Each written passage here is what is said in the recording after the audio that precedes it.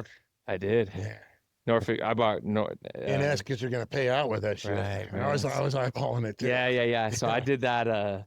I did that just before. I knew it was happening. So, Yeah. yeah. How long you worked for the railroad, bro? Started in 2011. 2011. Yeah. That's what year I graduated high school, bro. Is it? Yeah, dude. Yeah, it's been a minute. Yeah. That's cool. I'm near on 15 years. Be 15 years. What was your first job? In the railroad? Yeah. First one I marked up on was actually a rock hauler out of a little place just south of Mojave, Pear Blossom, that hauled to Santa Clarita every night and back. So it's shoreline?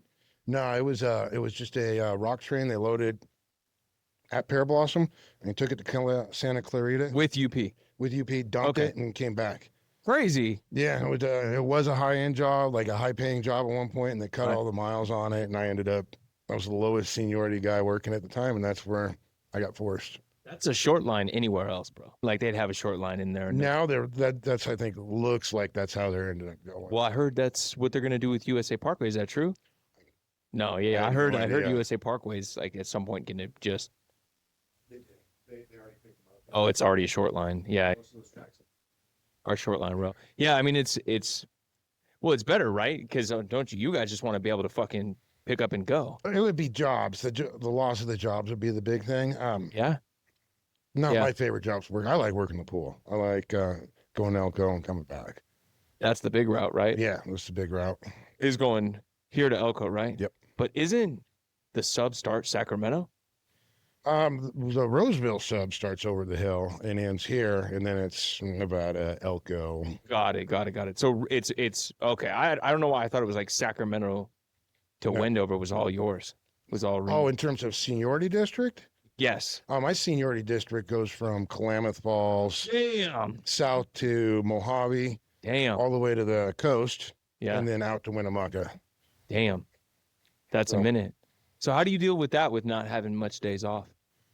Oh, and so I don't protect that now. When I was brand new, I chased most of that. I didn't work out of the Bay Area at all. I worked to the Bay Area, but now it's just go home and manage my rest. It's one thing I had to learn is managing rest. Yeah, that's real. Go home, go to bed. Yeah. So how'd you get into recovery? Because I know, because I'm a railroader, that's what you fucking do when you get off of work, man. So interesting enough, I was trying to get Rule G'd for a while. Like I didn't have the courage to end it myself, to make the phone call. The railroads are very gracious, the class ones, and they will, if we make the phone call, they'll send us to rehab, pay for it. It's a really good deal, but I didn't have the courage to turn myself in. Right. You felt like a quitter, kind of. Well, yeah, I don't even know. Fear. Yeah. I would say a lot of fear of it. And kind of a funny story goes with it. I got called for an extra in the middle of the night in March, and I showed up to work wearing a compression shirt, and that's it, with my yellow thing, and folded the train together, 3 a.m., and it's like freezing, like literally freezing out, 28, 29 degrees, and I'm drenched in sweat. Right. And one of our managers is there, and I'm like, oh, thank God it's over. He's going to know. It's whacked out of my mind. There's no way a guy be pouring sweat without this, dressed like I am in the middle of the night.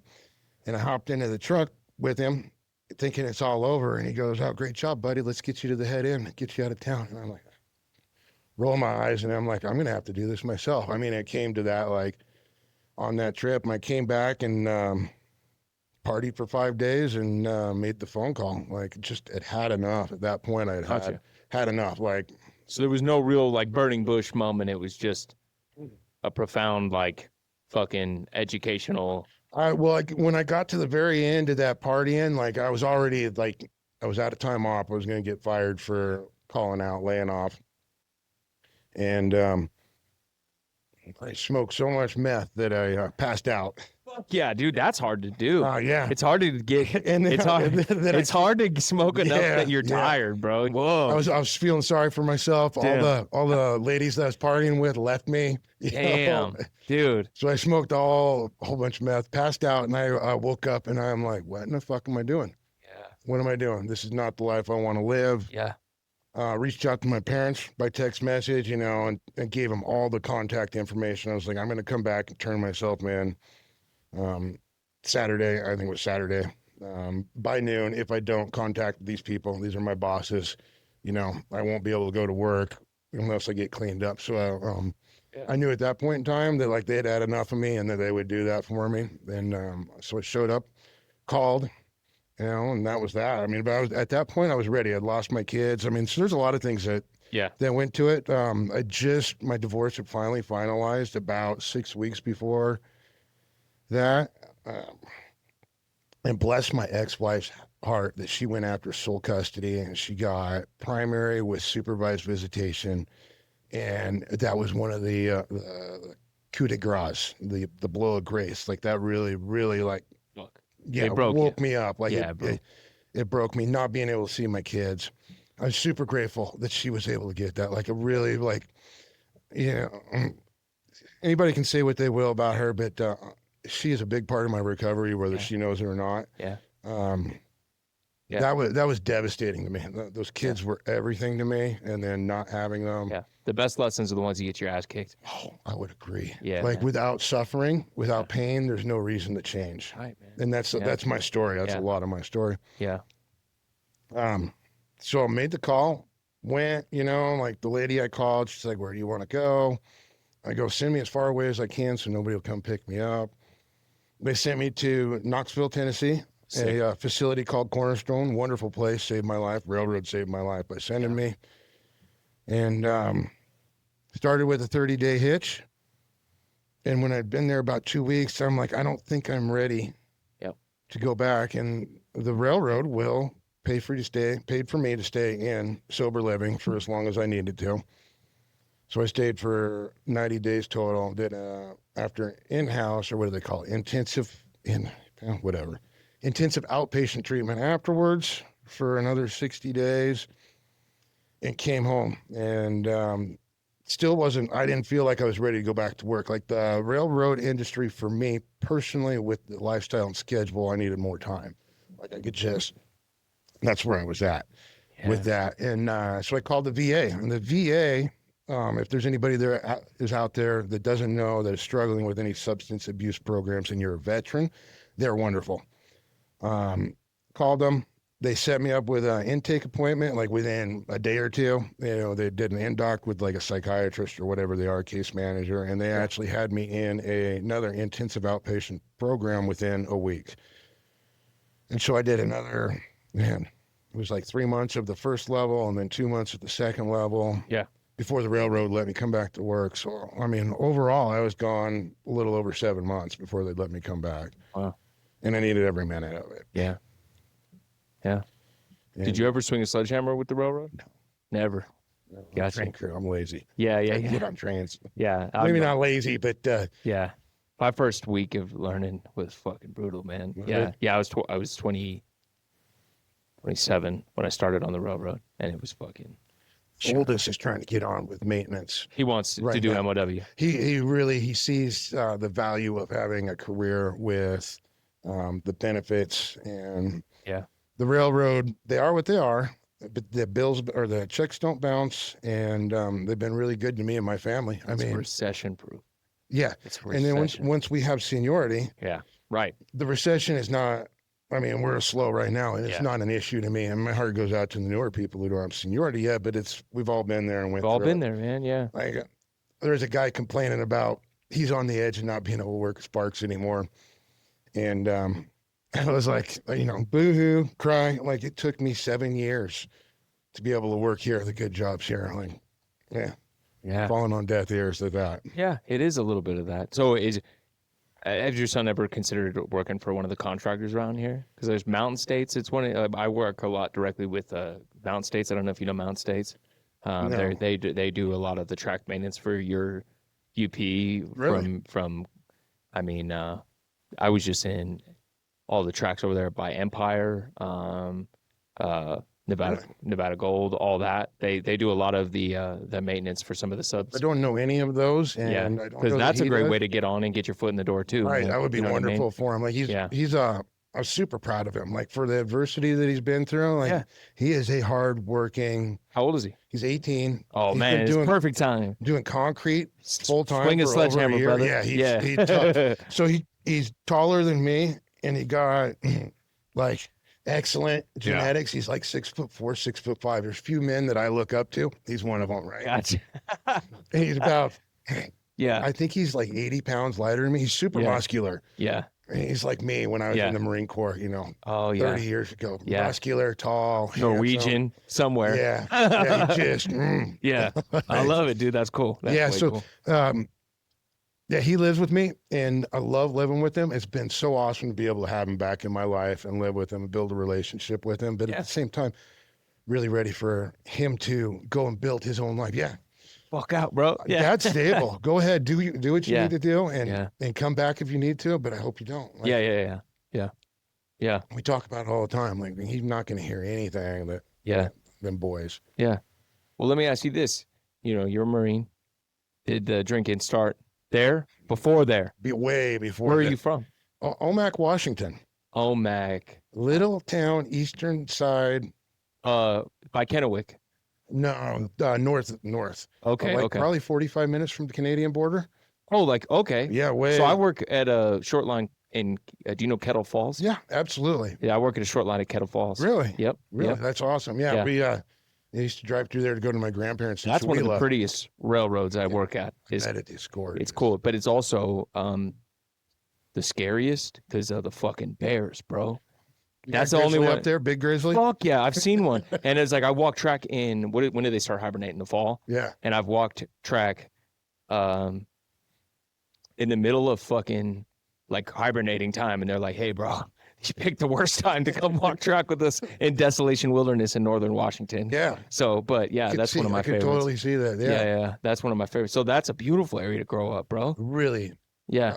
I had an idyllic childhood. My parents are awesome. Like, middle class upbringing.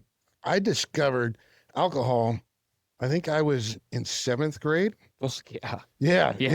Me too. Curious about it, and you know, I'd steal a beer from my dad here and there, and then I discovered, was it vanilla? It's like 35% alcohol.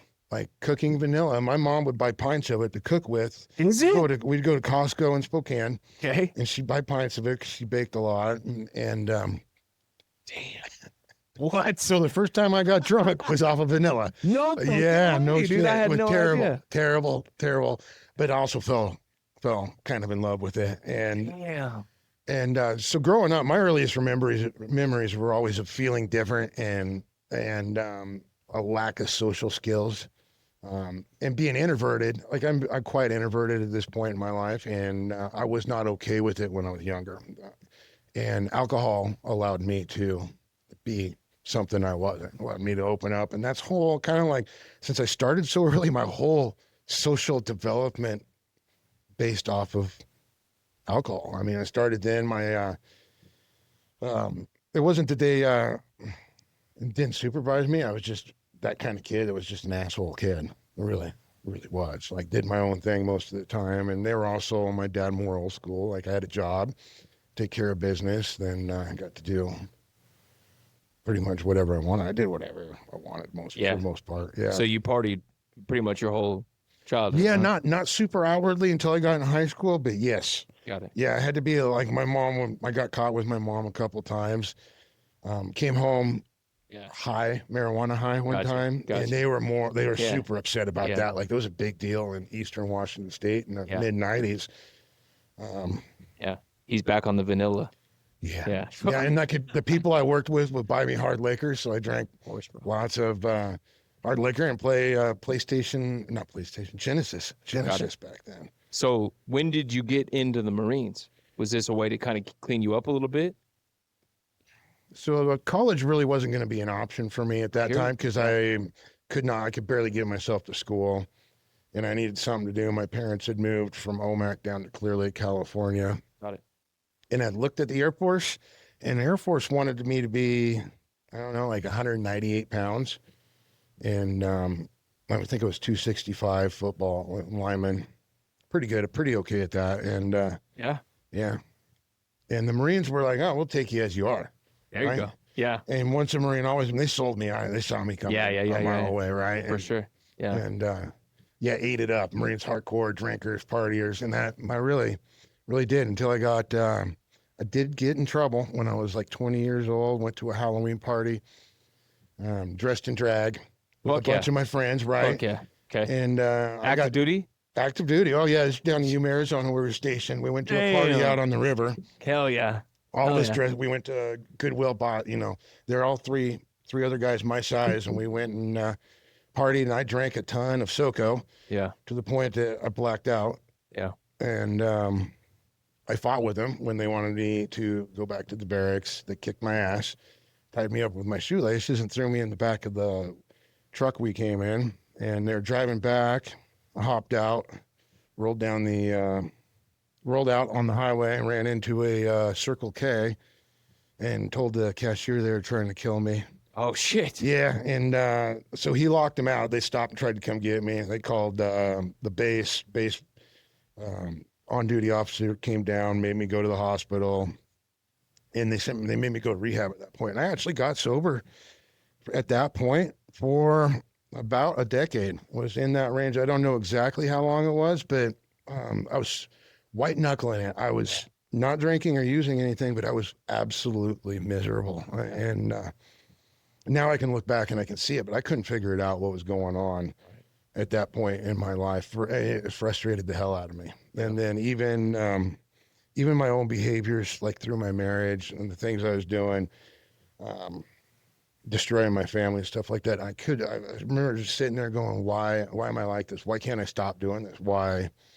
Over and over. Why do I keep repeating these stupid behaviors that I do not want to do over and over and over again? And it ended up costing me literally everything. At one point I had the American dream plus, like, everything, the house, the cars, dirt bikes, all that stuff. And it doesn't mean anything if we can't appreciate it. I didn't appreciate it at all. Right. At all. Right. Yeah. No. Yeah. I think that's a big factor in the spiritual deficiency is not realizing what you got. So I totally understand that. Yeah.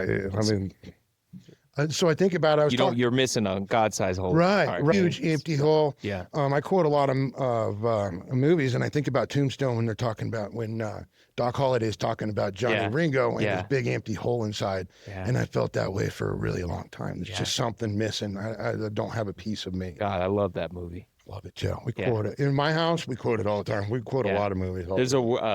Have you ever been to White Earp's house? I have not. That's right in outside of Parker. Is it? Arizona. Yeah. So, but yeah, that's it. That's like, I couldn't say it any better than myself. Yeah, it's my disease.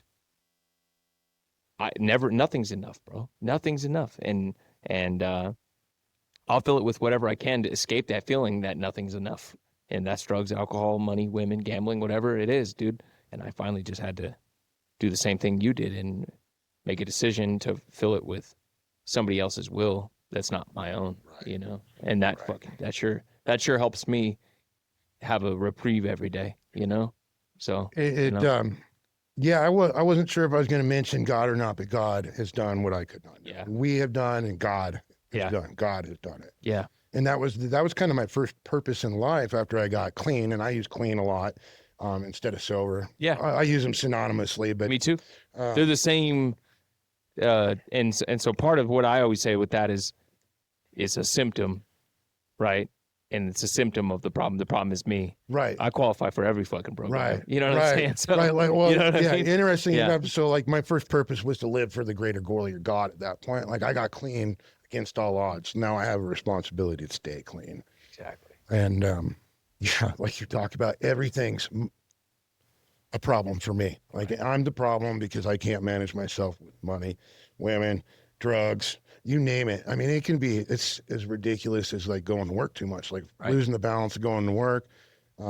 Working out is a huge thing for me. I'll overdo it with working out, eating, going over the top on diet, and then alienating everybody because now I got to stay on a strict diet, and now I can't do any fellowship because fellowship or eating is a big part of fellowship, at least for the people. Going out afterwards, man. You're right. You're right. It is kind of the meeting after the meeting, And even with my peer group, like, no, I can't have pizza. So now I'm isolating myself over something.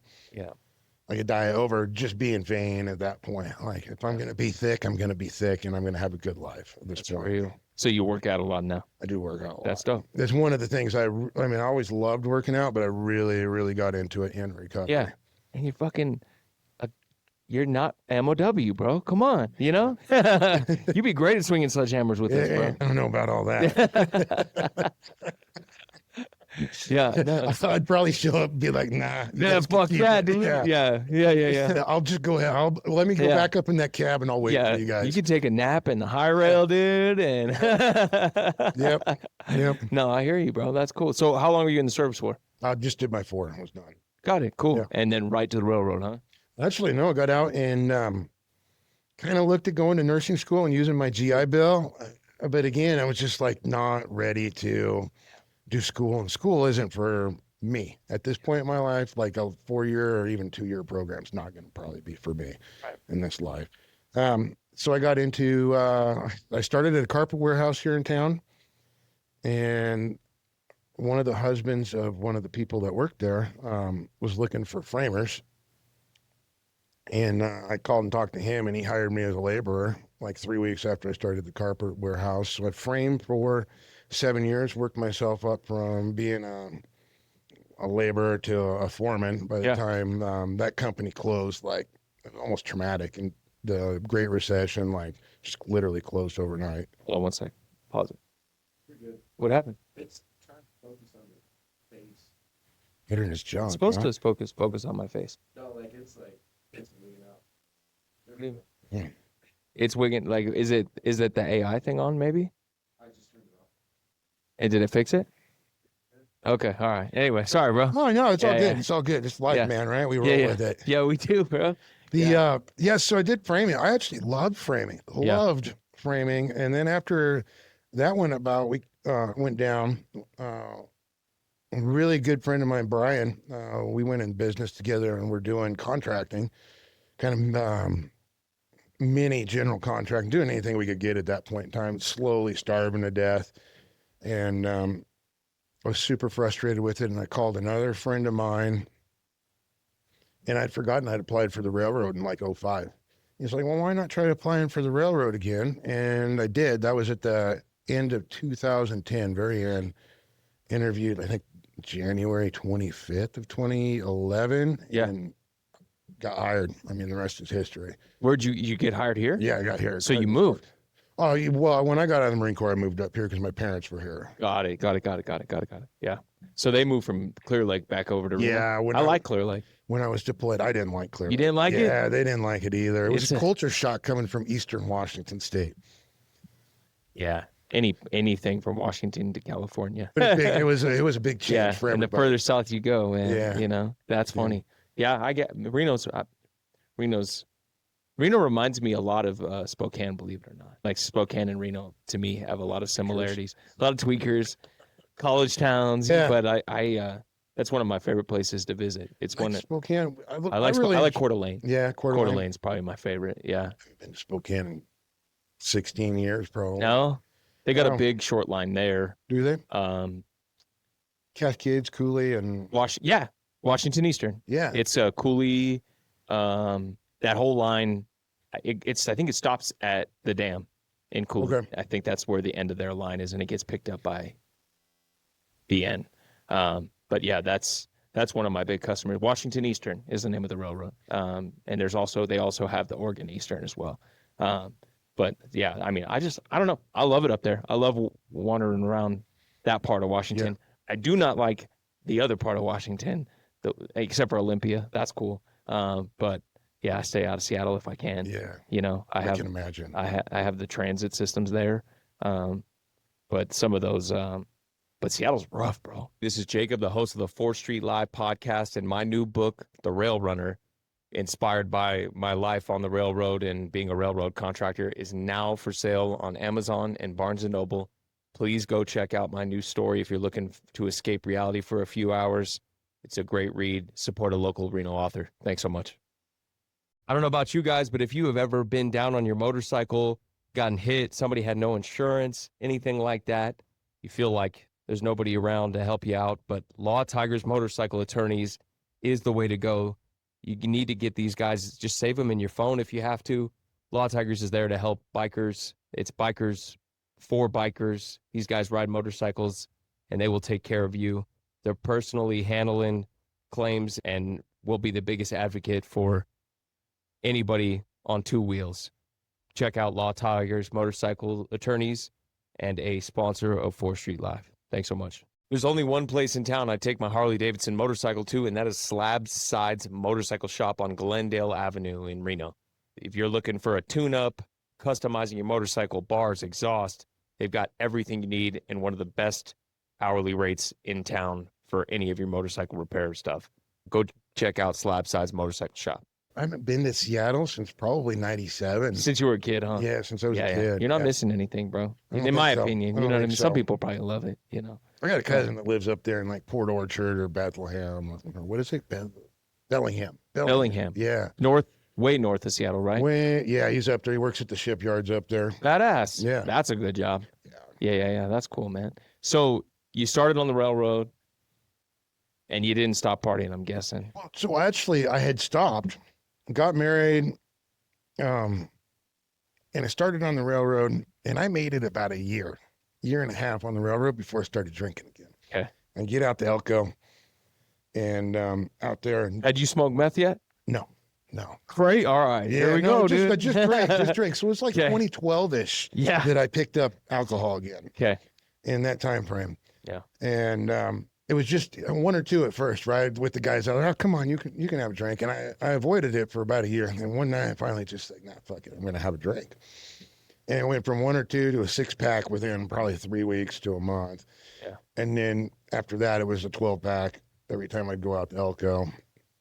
And then I got one of those little portable breathalyzer things. And I figured out that, like, depending on, I worked a local. Just for fun? No, to make sure that I could blow clean when I was going to work the next day. So I figured, yeah. Damn. Yeah. Yeah. So, Listen, you can only go one of two ways. right. You can only go forward and backward. Right. How do you fuck that up? Yeah, I get you. Yeah. So that's Yeah. and I'm just speaking for myself that I did, that was my tactic. And I knew Yeah. how much I could drink with the hours time to when I went to work. Yeah. And that was regular scheduled local. Yeah. I went to Elko and went back to Winnemucca. Started in Winnemucca, stayed the night in Elko, came back the next day, back to Winnemucca. And worked that for about 2.5 years. That's kind of a cool route. And it actually really Yeah. was. It's gone now, like how it's set up was then. But 'Cause now it's Reno to Elko, isn't it? no, they want to run one from Winnemucca, like Biawawi. Oh. And then one from Elko, I think the Battle Mountain or something like that. Got it. Something like that. And so it's not like it used to be. It was awesome job. Yeah. Awesome job at the Yeah. time. Yeah. You know, not a ton of work. Got to get away. I really like getting away from. And it's beautiful. Yeah. God, it's beautiful. That's a beautiful drive, even to me. I love the desert. So And then you know. then my family, we moved from Sparks to Winnemucca. Wife, kids, bought a house out there, and Right. I worked every day at 6 o'clock in the morning, and I would get home and start drinking. You know, drink as much as I knew I could, and she was really unaware how much I was drinking. It's really hit it pretty well from her. Right. It just went downhill from there. And how I found meth was in Winnemucca. it wasn't Winnemucca. All right. Derailed a train in 2018. All right. So one wheel on the ground. let's break this down. Was it gauge or what was it? What's that? Why'd you derail it? Because we were 13 over. Oh, fuck. Yeah, All right, that was good. it's caused a problem. Anyways, Yeah. we didn't know we were 13. We thought we were 60-mile-an-hour train. That it got up to 63. We were actually 50. Okay. That's another story there in itself. Yeah. And so with that, there's being pulled out of service for that. Part of that is Matt's class, which is in Roseville. So I knew I was going to go to Roseville. I knew I had a date and time I was going to go to Roseville. So I got online, got on a dating site, and was going to find some fun while I was in Roseville. I mean, This is what I did. Gotcha. Yeah. I was riding proper alcoholic, and mind you, I was married at the time. So yeah, but just a low life. Yeah. Just a low I life. hear you. Yeah.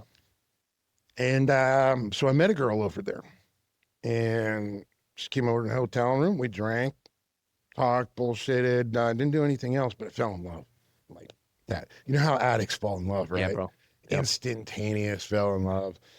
And ended up wrecking everything for this girl, and found out later that after I wrecked everything, that she smoked meth regularly. Okay. And I didn't do it right away.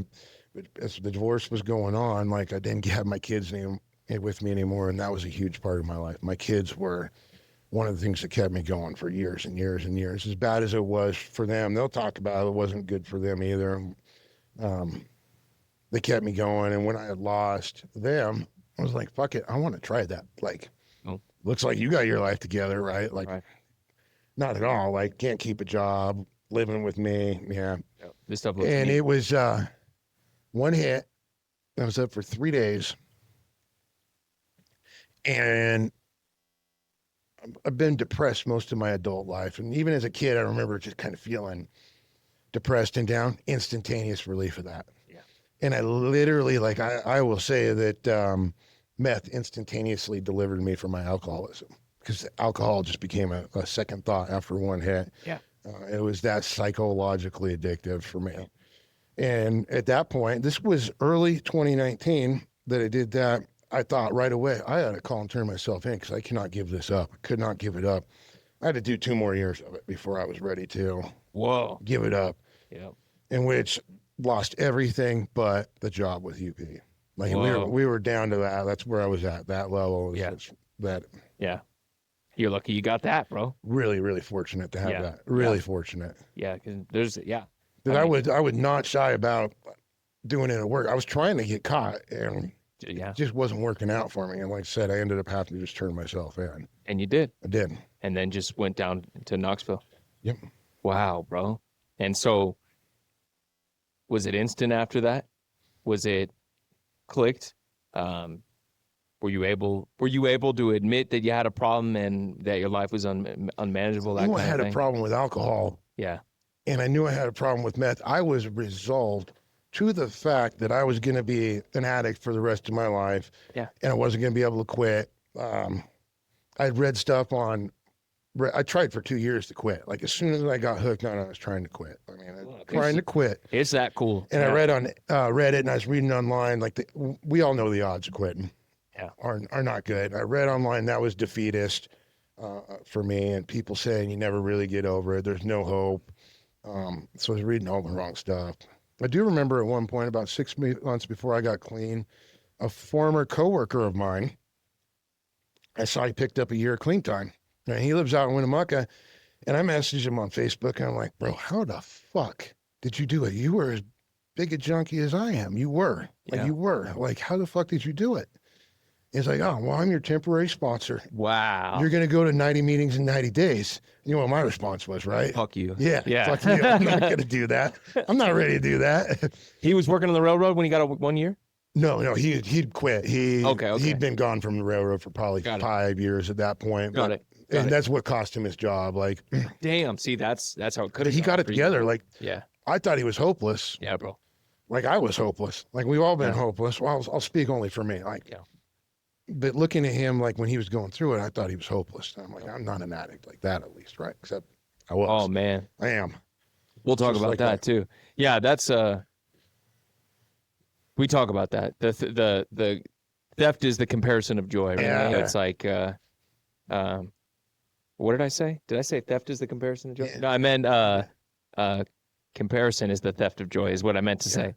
Comparison is the theft of joy. That's when, right. when you start. Yeah. When I start comparing me myself. to you, Yeah. is when I lose track of, like, what have I done. Absolutely. That's exactly it, bro. As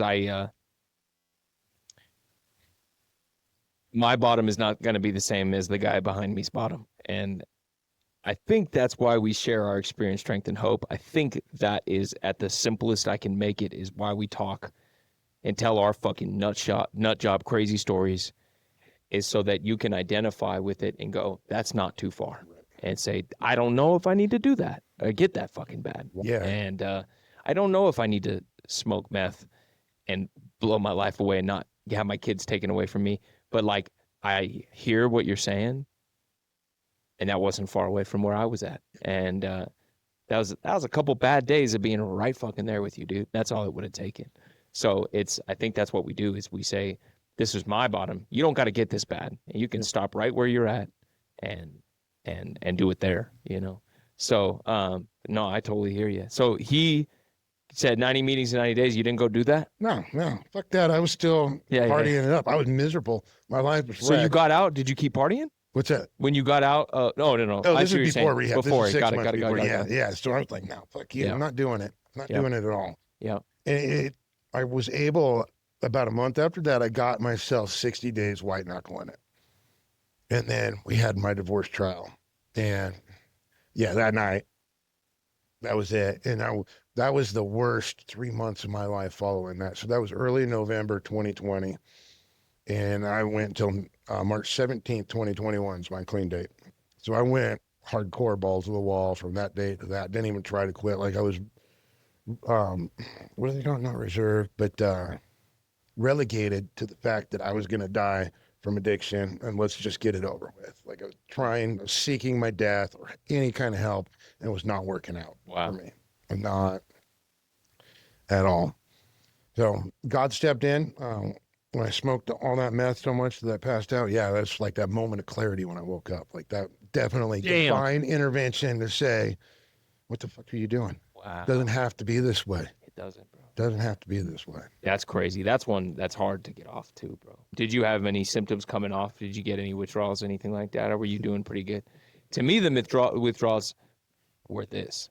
It was this. It was the it was the oral fixation. It was the last things that time I came with smoked it. meth was at my church in the parking lot. Yeah, as one right, does. right before, that makes perfect sense before to me. Yeah, you know? right before, Yeah. right before going to the airport, get on the plane. Yeah. You know, met my parents and my pastor there, and we're going to do communion for me before I went. And, Okay. and yeah, so I smoked the rest of what I had. I mean, got high. So I want you guys to picture this. He got fucking high in the parking lot to go inside to take communion with his mom and the pastor, dude. Insanity, So, right? Was your jaw just crook, bro? I know I did. I don't really Yeah. remember Just it. fucking, yeah. That's my favorite, dude. And I got to the rehab facility like Yeah. 8 hours later, right? I'm twacked out of my mind still, just twacked. Yeah. My blood pressure's through the roof. And they're like, well, you got to take a Klonopin to bring you down, right? Dude. And I told him no. And one of the great things, let me ride this bitch, bro. one of the great things about going to rehab on the railroad's dime is that if you tell them no or refuse to comply, you lose your job. You get sent home, you lose your job, right? Wow. They don't mess around. That's what they told me. You know, we don't mess around. So if you run away, if you leave, any of that, you're out. You're out. So you got a lot to lose. Got a lot to lose. So I'm like, they remind me, well, you have to do this, or you're gonna lose your job. Fine. And I never was into downers other than alcohol, and it wiped the floor with me. The next day is just a blur, and they put me in general population because there's not really any detox for meth. It's just get it out of your system. So it's hard for me to sleep for 9 months, to sleep more than about an hour and a half, 2 hours a night. For me personally, I don't know if this is everybody, but this is me personally. Hour and a half, 2 hours a night at a time was the max I could sleep for a long time. Pain, like latent pain. Like I've heard people say that opioids are a great painkiller, and I never messed with opioids much. But meth was an awesome painkiller for me. So when I got off of it, all this latent pain came screaming back. I was really miserable for a couple weeks with that. And then emotional. Everything made me cry. Everything made me cry. Yeah. Wouldn't want to go through it again. Sober stands for son of a bitch. Everything is real. Yeah. Yeah. Yeah. So. I mean, I remember I did a rehab steps, and my first one, talking about all the things I didn't have control of and things I did. And the one that really, really, really like cut me to the core was my son had left his Xbox at my house, and I sold it so I could buy drugs, right? Oh, I got some cool stories like that too. Yeah. Well, I don't know if that's a cool story. No, I know. I was able, now that we can talk about it and own it, but it was not cool. Oh, it just tore me up. I mean, just of all the low stuff I'd done in my life, all the fucked up low shit. Like this is the thing that really, really fucking killed me at that point in time. Damn. Just blubbering. Yeah. And I was really that's exactly how you were supposed to feel. I was really resistant to rehab for about 7 days. Right. And one night, like I was just over it, didn't want to be there anymore, was hurting, miserable, coming off of it, emotional. And I got down on my knees and prayed to God and asked him to take it from me. And if this is your will, then I'll do what I need to do. And the next morning I woke up and it was a bright new start for me, like a complete switch and flip. I wrote the prayer down when I was there. And I have it hanging up on my wall at this point. It's hung up on the wall. Like, it was a big deal for me, really big deal. Like, totally divine intervention. And I know people will say, well, whatever, God this, God that. God's real. God saved my life. Yeah. Yeah. And if you're listening here and that word freaks you out, call it whatever you want. It's just got to be bigger than you. And you can call it whatever the fuck you want. I use that term as well because it's just the easiest one. But to me, believing in something bigger than you is the only way to truly live in not your own will, I guess I could say, So I agree with you. Yeah. Well, and to that effect too, they used an example because God, higher power, is difficult for a lot of us. It is. It was not difficult for me, but it's the one a lot of us get hung up on. And one of the examples they used at Cornerstone was a young man who used a fire extinguisher as a higher power. Cool. Something outside of him and more powerful than he is, and it worked for him. And he progressed and grew from there. Yeah. I use Eric Clapton. Did you? I did. Because there was a thing on a graffiti thing and it said Clapton is God. And I remember watching a movie, I was like, I'll make Clapton my God so I can, but then now it's not that anymore. Yeah. I love Clapton, but it's not that anymore. But now it's just God. But I hear you. It really just has to be something, be a fucking doorknob. Yeah. And I will, like, especially in a more formalized recovery setting, I definitely use higher power over God.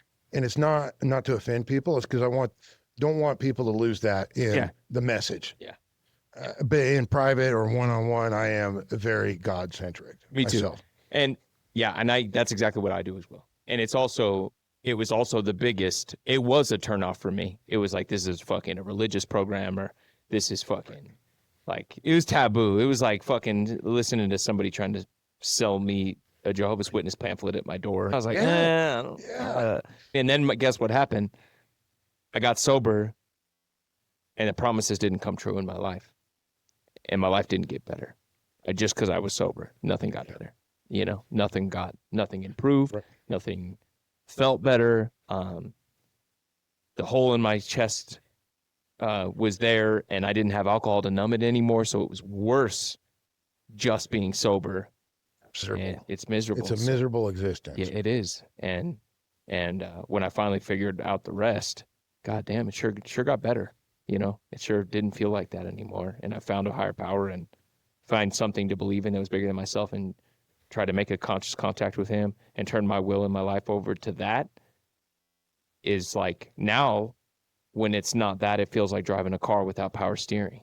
Mm-hmm. And it's crazy because I lived that way, driving a car without power steering for the most of my life, and now it feels you can tell. So, I mean, yeah, you hit it right on the head.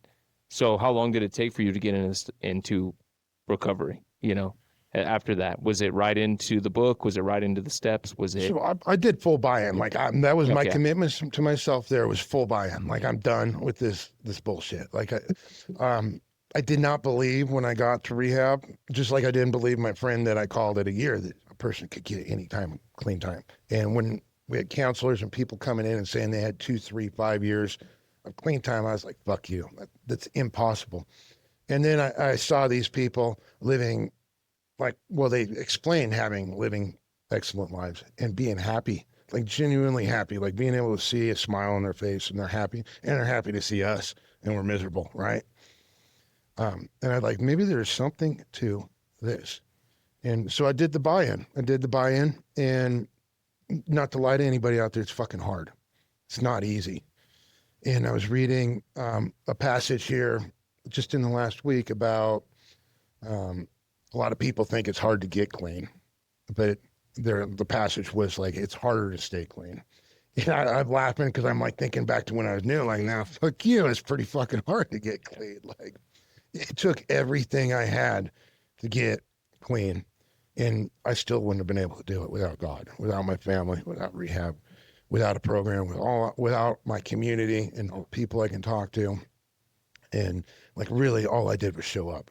The credit that I can take is having at least enough tenacity to keep showing up. Even when I didn't want to, even when it hurt, even when I was miserable, I kept showing up. Yeah. That's it.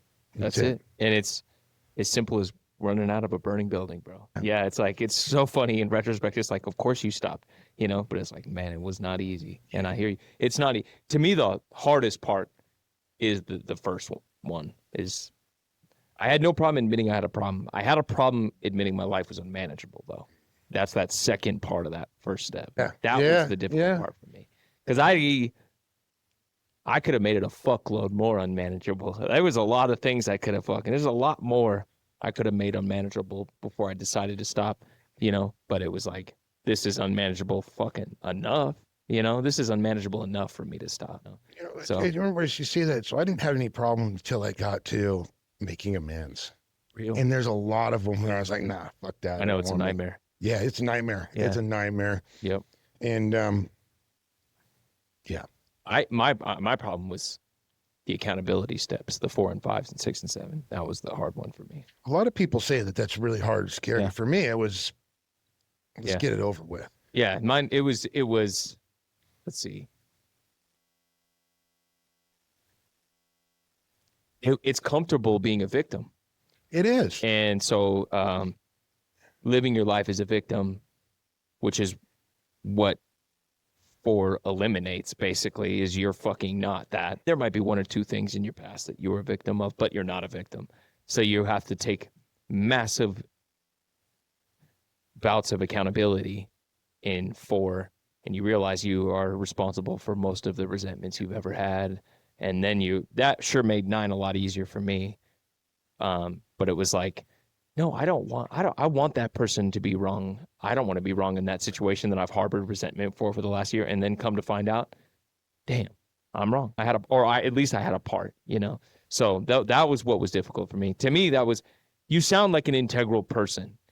And I just lacked integrity. I was a child. I became a man the day I learned what accountability was. And some people are born with that. Some people have that natural instinct, but fuck, not me, bro. You know, so that's real, you know, so that's it, dude. So, you got into the rooms, you got in the program, you bought in. And, did you start working with other guys? So I did online after I got out of rehab. I did online stuff. So that was COVID. It was a tail end of COVID. They started up in-person meetings again.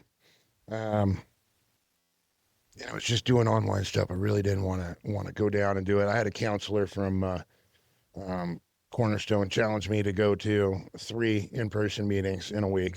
Yeah.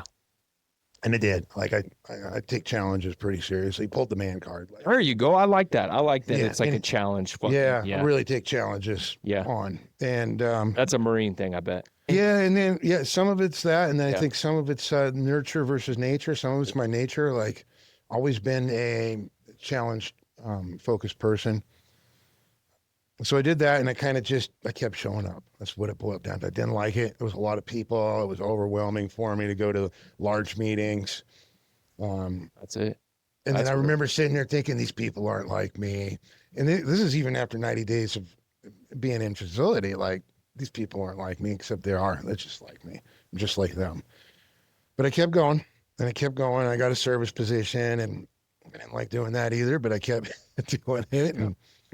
And got phone numbers and learned a new skill, which was calling people instead of texting people. So my current girlfriend says I spend more time on the phone than anybody she has ever met in her entire life. Yeah, that's true. And I spend, like on a day off, I spend hours gabbing. I'm in Elko, and it's not in the middle of the night. I gab on the phone with somebody. Yeah. Like, and it has really soothed the loneliness that I felt for a long time. Yeah. It's a skill. Anybody out there, for me, learning how to make phone calls, just calling whoever it needs to be, and then learning to self-soothe when it's the middle of the night and can't do it. And that's where, for me, like physical fitness, lifting in particular, has come in. Or even going for a walk, like something to keep my mind off. Meditation. Like, I got a whole bunch of tools in that toolkit that I'll just reach in and start using too. And the great thing is after several years of doing this now, like I'm not miserable very long. Like I recognize it quickly and I make adjustments very quickly so I don't have to feel any extra. Yeah. It's as simple as just saying, okay, it's not my will. When I start feeling like that, it's like usually when I'm trying to when I'm trying to do it my way. That's a really good observation. Yeah. I've not put it into words like that. Yeah. But I have noticed that for myself. Yeah. And we all do it, man. Some days it's just unavoidable. Yeah. The only thing I've done perfect is not drink or do drugs. That's right. I would want anybody to think I'm anywhere close to perfect. I'm still a pretty fucked up individual. Yeah. capable of. Yeah. But identifying it is a major feat, you know? So yeah, absolutely.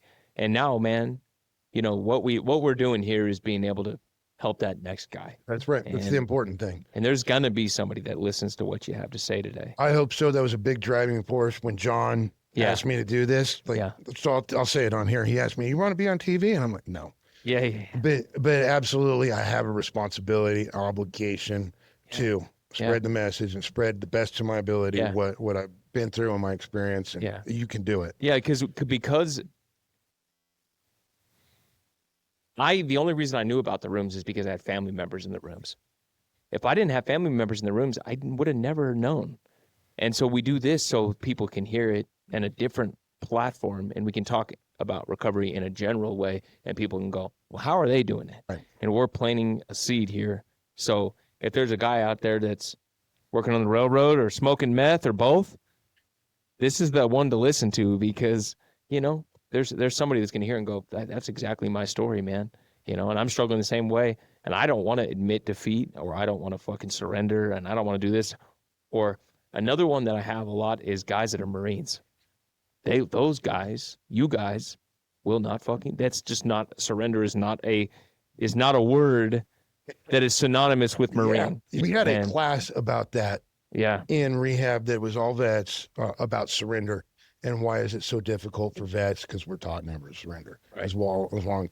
And I could totally identify with that. Yeah. And that first, they used the example of the one Japanese soldier that stayed on an island for, we'll say, till the early 80s, post World War II, maybe late mid 70s. I don't remember exactly. And they had to get his old commanding officer to relieve him of his duty. He was still attacking islanders or wherever he was at. Like, he was still conducting the war. Philippines. Yeah, somewhere like that. Yeah, you're familiar with it. And how successful he was afterwards. Like, so he got relieved and he went on to work with his brother as a cattle rancher, I believe, in Brazil. Successful individual.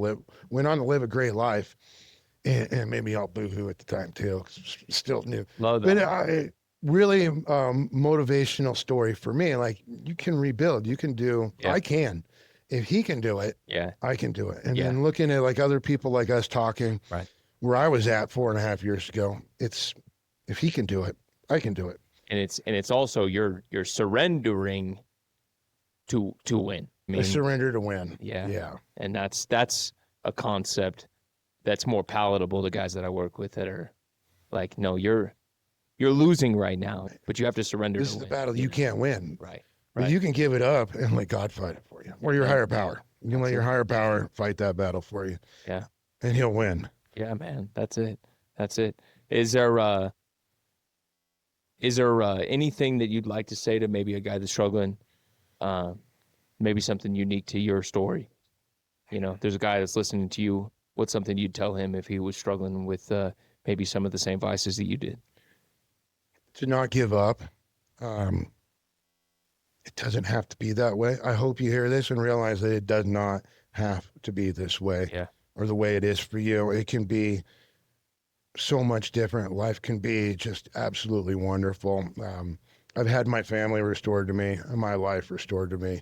If you can surrender and give it up to God, it's there. It really is. It doesn't take nothing, and just do it. Yeah. I hope your life fucking sucks. I hope you're miserable. Yeah. You know? So, yeah. I got to tell you, I wrote a book.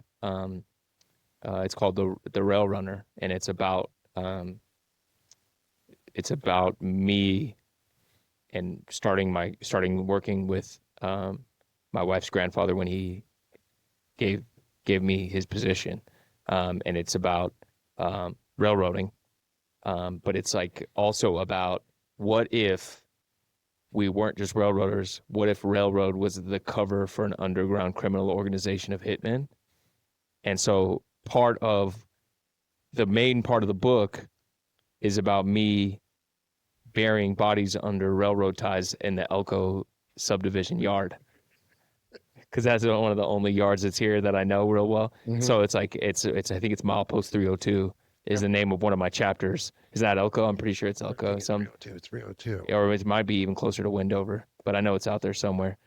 But anyway, I just thought you'd think that's funny, so I got a book for you that I'll give to you, so you can listen to that and watch that. Right so, on. yeah. Right on. But I really appreciate being here, my friend. Oh man, thank you know? for having me. Yeah, and that was joy. Absolutely profound and great. And there's somebody you're going to It help. didn't go any which way I thought it would go. Good. I didn't have any expectations. Good. One thing I've learned to do is manage expectations. Well, I find that if I'm having an expectation, I'm trying to take my will.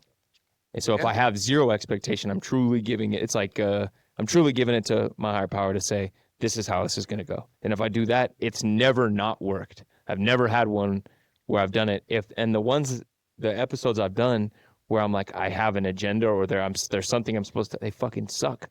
But the ones that I'm just like, fucking, let's just bullshit for an hour. Those ones go great. I hope this one does well and reaches out to somebody. It will. It absolutely will. There's somebody that's going to hear this. Otherwise, God wouldn't have put you here on the stage, bro. Right. You know, so. Well, when I sat down and prayed before we did this, I asked for his will. So, my guy, you did great. Thank you so much for being here. We appreciate your time, my friend. Thank you. We'll see you next time.